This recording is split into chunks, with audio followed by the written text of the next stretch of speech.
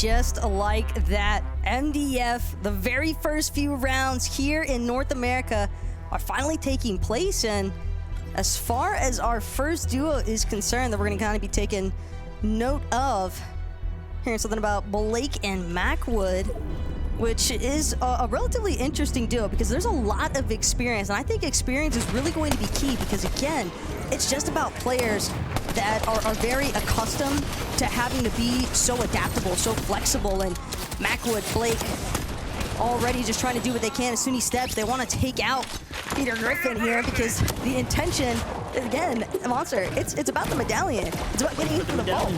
Play for the medallion. There's only 5 of them, and this is one of those locations. But take a look. It wasn't a free drop by any means. There were 4 teams here, themselves included. Besides, you know, the fact that the others didn't directly contest them, so maybe they got a bit lucky there. But that's what it's gonna look like when it comes down to medallion drops. Let's jump in with Seek and Dash though. Seek with a clutch up on behalf of his team, and not only that, taking out a very notable duo there, Lawrence and Chubbs.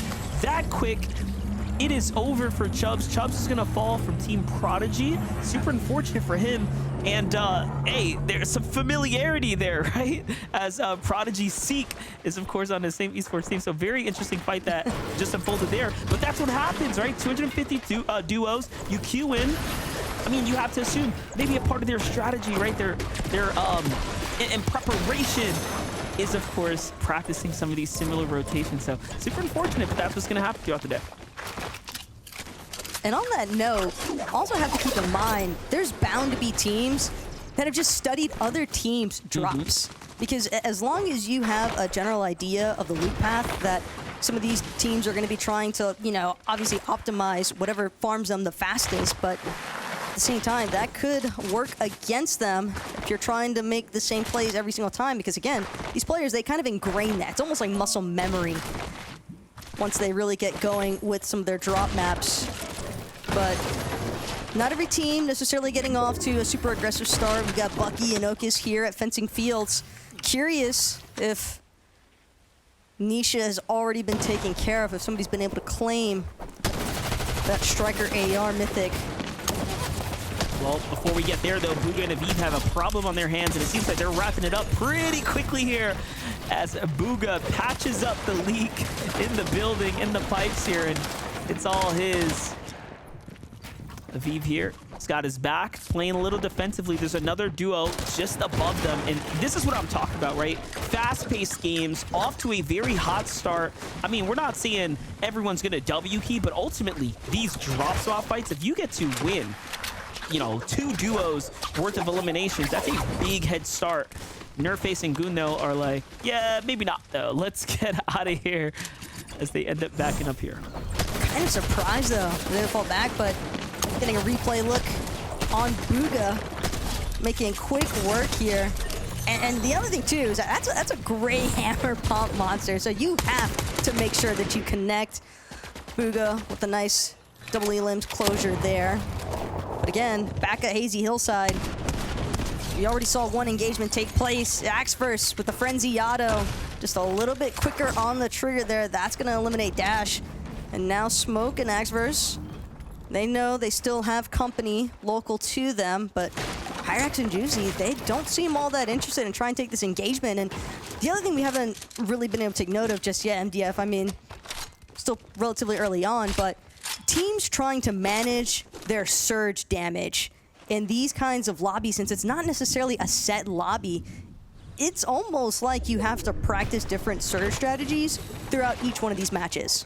Yeah, I mean, ultimately, you might have to push the team that's picking up that reboot, right? Normally, we'll see that happen anyways, but when it's in a lobby like this, yeah, you're not guaranteed to know who's on your rotation, who's on your pathway, right? There's very little you can do to prepare in that regard. So taking those first fights, those big opportunities is likely going to be extremely important. And talk about that, looks like Raiden here has also picked up already 2 eliminations alongside Slim Numlin, and they're just trying to play to the zone. They are very hurt. But luckily, it seems like they do buy themselves just a little bit of time, but just enough posture to get to the vending machine here to go ahead and pull out some med kits and likely some minis as well. They just need anything, I think, at that point. Yeah. When you're running so low on any sort of heals, no form of shields. Yeah, the vending machines can definitely come up clutch here as Onyx taking full advantage of a Met Kid. And again, working with 80 shield, it's good. It's better than maybe what other players they've encountered have been able to work with, but I'm also curious to see how builds management is afforded to a lot of these players, because again, with things being so potentially split and nothing really being guaranteed in terms of who's nearby, some players might find themselves not only struggling for surge damage, but just maybe a little bit, if you get stuck in overcommitments to fights, for example, and you're not able to actually farm up resources like what we're seeing Pars and Bugha take advantage of here. Yeah, Pars and Bugha are really looking to see if they can find a team up here. I think they have an inkling that there might have been someone nearby, and he was absolutely spot on. Pars using the grapple hook to jump ups to save material. We talked about that conservation. That's exactly what he wants to do. He cracks him for a 110. He knows the team is probably already healed up here. Little does he know Noxie is at max HP, but they have full advantage here, Taco. I mean, natural high ground, excellent positioning, and not only that, he knows that they are dictating the pace of this battle. However, the zone is on the way, so there goes the launch pad. Off he goes. And you know, they're going to take the tags. They're going to be happy with that to at least push them in the right direction here. Pars and Bugha, definitely veterans of the space, I would say. And so with that in mind, they're not going to waste any time as far as getting the zone. They know that they want to prioritize their positioning because they can look to always try and pressure out some of those teams. They're going to be trying to pull in from that east side of the map towards the way that the zone is currently forming. And Pars as well, he had that mythic nemesis, so he's got Montague's Nemesis AR from Grand Glacier, which leads me to believe they might even potentially have the medallion from Grand Glacier if they've got the mythic. Yeah, likely. The teams are not going to leave that one behind, that's for sure. Meanwhile, Quinn and Panda here playing a bit defensively as Elsa's just eyeing things up, trying to see if he has an opportunity. Sharkman is down here. The train's on its way. He's going to have to make a move. Seems like he's got his teammate's reboot card. Okay, so he's going to slide all the way on back, play for the pickup here. All in all, tough spot for them not to win their first engagement, but at least they'll have an opportunity to bounce back. He will be low on material, though. You can see that they've already expended most of their resources there, so going to be pretty tough for Sharkman and company to bounce back into this. On the other side, though, Notch and Hove, much different story here. Sunny side of town. Things are looking really nice by the Reckless Railways. Yeah, and I think a lot of teams, it's definitely been a very evident competitive meta that a sniper is practically a must at this point. It's an excellent utilization as far as getting some of those surge tags early on. If you're able to connect even with the body shots, you don't necessarily need headshots at the time, although they're nice because of the insta knock or elim if it's a solo. But I do think that prioritizing, just picking up that cash, getting as much resources and loot as possible, always good looks here as Cooper, he's trying to find some good looks of his own with that Reaper and to connect on that last shot, but I would say Cooper's probably one of the last people I'd want to have a sniper pointed my way at. And I was curious if he was going to go change his loadout. I'm like, this man's not rocking a shotgun. Doesn't seem very natural for Cooper not to have some kind of big shotgun in hand, but it seems like he's going to opt into the SMG. He's got plenty of options here as they're playing the high ground, just trying to take advantage.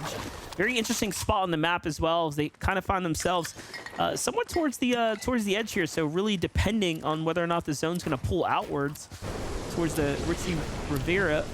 Meanwhile, though, fight breaking out here. Caesar and Dembo.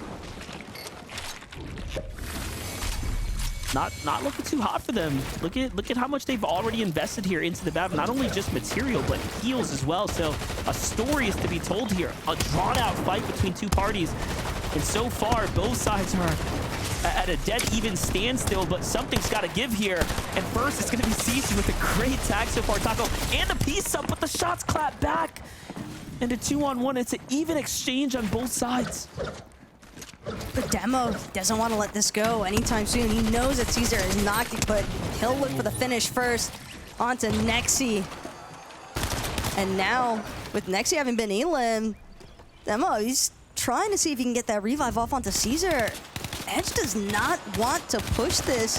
In fact, another team gonna find themselves trying to trickle forward. Edge, it's now or never if they're gonna try to make the aggressive stance here. But Demo, he's just doing what he can to try and get his duo back up and running. The revive being attempted one more time, blocked off. Beautiful edit there from Demo to save his teammate's life just a couple moments longer. But Edge, he's really trying to push this one in. And Sharkman, it's Elsa. Sharkman on a revenge tour after having just been rebooted not too long ago.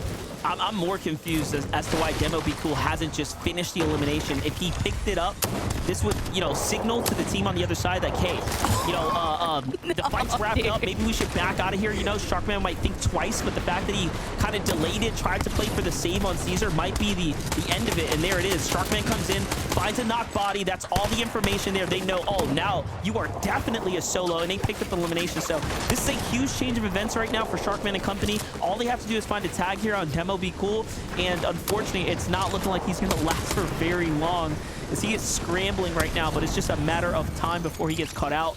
There it is, Sharkman back from the reboot van and right on into the standings there with a couple of eliminations. Very nice for this team here. And you could just tell, though, with the way that Elsa and Sharkman made that approach, they wasted absolutely zero time. MDF just ripping through those walls, clearing out as much of the edits as possible. I mean, it's not even really about them tarping to make that aggressive play. They were just breaking all the builds that were already pre-existing there. And Sharkman, again, just smelling like blood in the water, essentially. He could tell that there was no real opportunity there. I mean, Demo revives Caesar, and then Caesar gets instantly knocked again. Just a little bit tragic there as well. And you know what? I'm willing to bet Sharkman, that's going to be the last time he falls that early in a game. I think, this is the first game. You get it out the way. The way he's playing, that confidence to push a duo like that, I think that's going to be a team that's surely going to perform and finish up towards the upper half. Talk about teams that perform early on. Chimp is known as a player that does exceptionally well in this type of lobby. It's these open style stages. I'm also feeling very, very bullish on the fact that Chimp might be a competitor to look out for here today. Take a look here. They're not happy with sitting in any kind of enemy builds here. It seems like they have bullied teams off of this general location. Clearing the space, getting the cachet for themselves. Very nice. And look at that. Everything to choose from here. So just posturing up very nicely. Launch pad in hand. They're going to be just fine for this game one. That was so much Flowberry Fizz, though. That just got dropped. Definitely an ideal form of utility as well, because oftentimes in endgame especially once we get to those movie zones, you'll see teams, if they have any of that Flowberry Fizz, just trying to utilize it to possibly challenge a little bit more towards those secondary height layers, if not height entirely, just in case you don't have the grapple blade available. But Zypha and Shore, Zypha at least with a grapple blade in hand, but more curious to see what happens here with Bucky and Ocus. Bucky, I think a little bit of that Sixth Sense tingle right now, could probably tell that this location isn't 100% safe, especially being so close to that Rift Island. Have to imagine that there's other teams kind of lurking near the bottom here, but again, train's just gonna flow right around some of these builds that have been established here by Bucky and Ocus, and yeah, just really teams trying to wait out each other to see who's gonna make the first rotation, essentially. Yeah, and I'm thinking they definitely found an elimination. Sitting on way too much material. They tarped out a huge box. So Bucky and Ocus are having a great game one, sitting very comfortably right now. Meanwhile, Visual and Braids right here on the move, playing a little bit of a dead side rotate, taking their time here as they're trying to utilize this little bit of landmass before they inevitably will have to play into the waterfront there. This is a pretty odd zone to play off of, I'm being honest. Just south of the Rebel Roost, there's going to be a big body of water before you get to the Ritzy. And you know what? There's a team there. There's a team that's also looking back at the edge of the zone. I think they know that they have a very advantageous position here. And if they just follow their gut, if they follow their hunch, they'll be spot on, potentially to open themselves up to 2 free elims. I mean, what I can't help but notice with Visuals is that AR ammo is looking incredibly low. Maybe Braids has more that he can split, but Visuals can't really be taking these long shot exchanges.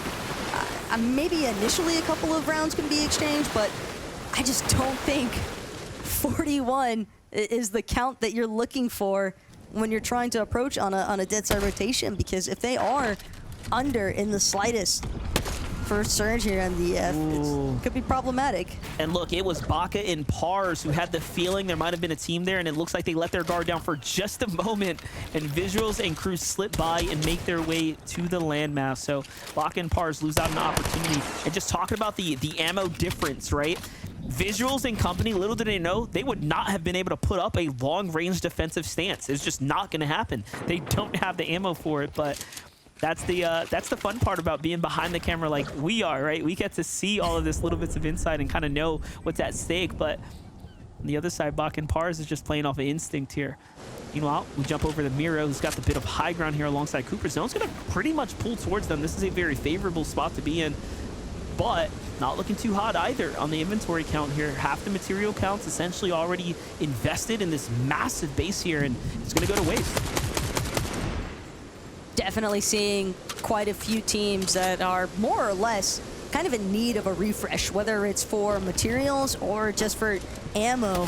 Something's got to give at some point, and Bucky, he's already given everything as he will be on sacrifice so far here. Oak is doing what he can to try and see if he can pull this one through, but Bucky, he might just be trapped here. Don't think there's any opportunity for Oak to look for that revive. Axe first, Smoke, possibly just taking their time, toying with that finish onto Bucky, and we were just complimenting this team for how far they were able to tarp out. Seems though as if they had to leave that initial location, that they'd established a little bit of a safety base in MDF, and now with Smoke, it's Axe first. They want this final elimination onto Okius, because again, you start one battle, it's not just going to be you and them. There's always the rest of the lobby to get involved, and that's something that we've seen Sharkman and Elsa already take advantage of once this game. You can imagine they're trying to see if they can run it back with a little bit of that third-party action, but Smoke and Axe first, 2 E-limbs in tow.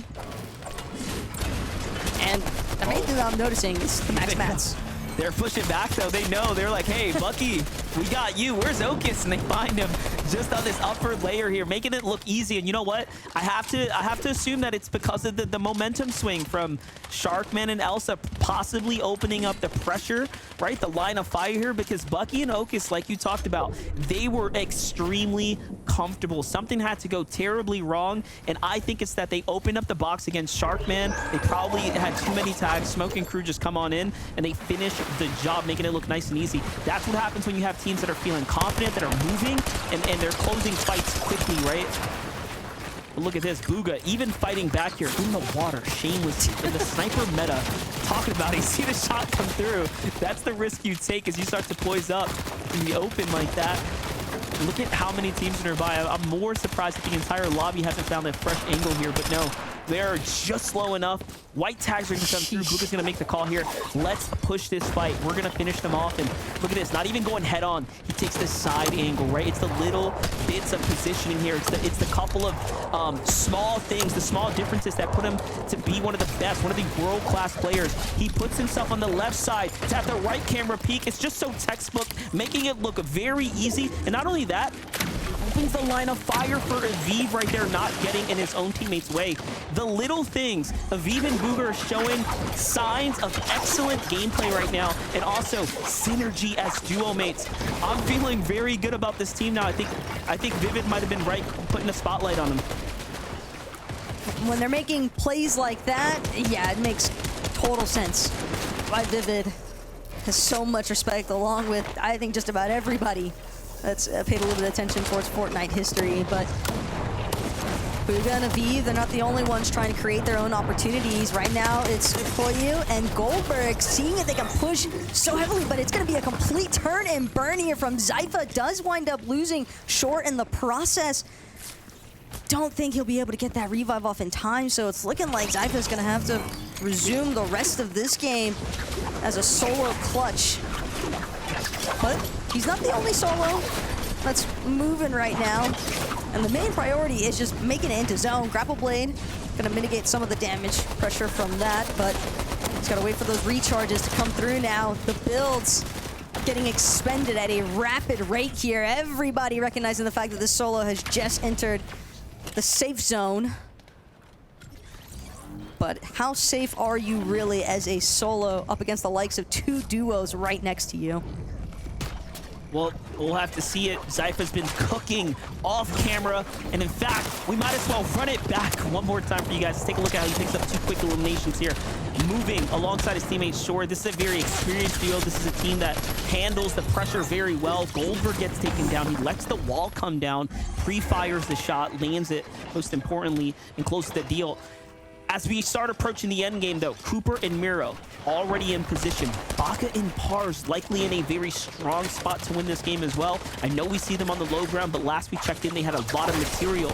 And look at this. Miro and Cooper haven't expended much. They are using these grapple hooks wonderfully to move just right along zone to zone here and get position to position. And now, honestly, they can even refarm here. They can situate themselves even better. We jump in with Bugha and Pars. Not a single elimination, Taco. Put all the material in the world. It seems as though Pars and Bugha have done an excellent job of kind of just sticking towards this low ground, finding other teams' cleanups potentially. Looks like some kind of battle took place, at least, where Bugha and Pars are currently located, and now they're both just getting back to max shield. They want to make sure that they are full healthy when they go for their next method of attack here. But Bugha and Avivv, right now, their only focus is on just controlling the high ground. This is right around the time where you would kind of expect a team to really start applying some pressure onto everyone else in those lower layers. But Bugha, Avivv, they're gonna have to be careful of some of these other teams that might have those grapple blades in tow. It's not necessarily a guaranteed freebie trying to hold on to height. Yeah, listen, I see everyone talking about Flowberry this, Flow Juice that. No, I'm talking about Flow State. Bugha and Avivv are locked in right now. They have the high ground. They have so much space between them and their opponents. They are just in a completely different stratosphere right now, looking extremely comfortable. Meanwhile, Chip and Sires are down in the shambles. Box here below the storm surge, slowly running out of material here. They have to do something big, or they're going to start falling down this totem pole pretty quickly here. So as they start moving to the front side of zone, let's see if they can take a fight. But that's the thing. Even with Twixen on the other side of this wall, Chimp doesn't want to just rush in mindlessly. Kind of trying to do what he can to gauge the situation, gauge just how many duos, how many solos are actually in these low ground layers with him and Sires. And now Chimp finally finding some moments, trying to turn forward. But again, materials are so low. Cooper, Miro actually going to drop to the low ground temporarily. It seems as though they want to just restructure, reorganize from where they actually want to set up here in this like mid-ground layer, but Cooper just continuing to turn forward. Avivv, Knock, they're the ones now trying to apply some pressure onto the other side of these walls. It's going to be Bugha, in fact.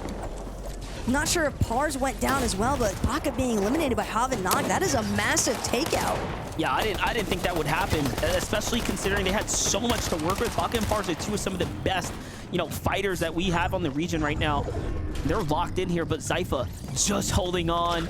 That med kit's gonna go all the way through. That's a win condition now, completely used up here. He's trying to put himself in a spot. Sometimes it's just easier, though, to play for yourself here. Let's see if Zypha can find at least a single impact elimination. Pressure's coming in. He's in a world of trouble, though. The enemy box is there. And I was curious why Bugha and Avivv would have given up their positioning here, but it seems like they just read the zone perfectly here. They just gave it up temporarily to get in front. And it's going to be Cooper first to fall here between himself and Auto Only. Auto Only being Miro, of course. But when you're left to try and deal with all this congestion that's been building the mid-ground layers, massive shot there from Avivv. That's going to be a medallion pickup as well for Avivv and Knock. Just trying to do what they can to get those shields. But Pars actually still up and running, so it was exclusively Bugha that got elimed earlier on. Almost jinxed Pars into oblivion, but instead a little bit of revenge here as Scissor. It's going to be an elim that Pars will claim for his duo. But now, Auto Only not going to be able to cut the gap there with that grapple blade. Unfortunately, will fall to the storm damage. Hav and Nock, though, doing such a good job in this secondary height layer. Have to imagine that still Bugha and Avivv up top trying to apply some pressure. And then again, all the way down to the low ground, you've got Pars clinging on for dear life here. And BF, it is not an easy position, but pretty solid solo clutch so far. Yeah, I mean, listen, this is what you expect from a team that's just this good. They're going to perform. Everyone's going to put up the numbers. This is what NA's best is all about. Nock, though, the last representative here, as Hav just recently being Elim. Bugha still holding the high ground. He's got Avivv up to his own devices down below, trying to do what he can to take out all these other teams. A successful elimination, though, for Avivv as he gets knocked in the process, which is going to force Bugha down. But Bugha, he's just looking for the capitalized shots here, and he will find it. One of our rounds being won by Bugha and Avivv. Yeah, this is definitely a team that we're going to have to keep our eyes on. What a wonderful finish to a close game. But for Bugha and Avivv, once they got themselves into a position to succeed, they did not look back. For a moment, though, they had us gassed. We were wondering, what is going on? Why would they give up a strong position like that? But instead, they said, hey, look, MBF, give me a second. Let me walk through some enemy builds for a moment here. And the moment it pulls back, they clutch out here. Take a look at those final moments one more time. Bugha jumps off, saves himself from taking damage, puts himself in the front. And just like that, it's over. Couple tags as well, just to ice the cake. And just like that, we get to toss it on over to the fam at the desk because Avivv and Bugha are our Game 1 winners.